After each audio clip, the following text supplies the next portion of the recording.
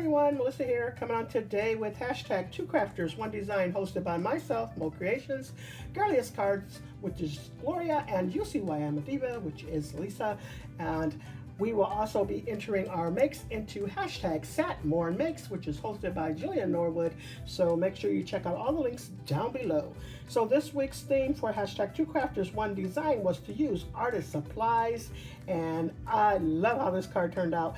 Next week's theme is to use a tag. So make sure, join in on these challenges, or on the collabs, I should say.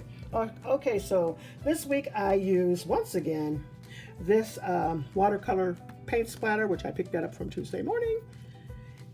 And then I used this, which I picked it up from Tuesday morning as well. And I'm using this artist palette. And then from Honeybee Stamps, I am using the color stamp and dies. And so I have You Add So Much to My Life. So the color is right there. There goes the color. All right, love how that turned out with the paint splatter in the background. And I wanted to add some different color enamel dots. I did put some glossy accents on my paints.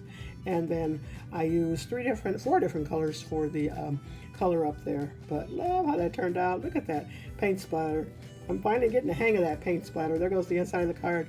Just turned out too cute. I did put glossy accents on here as well.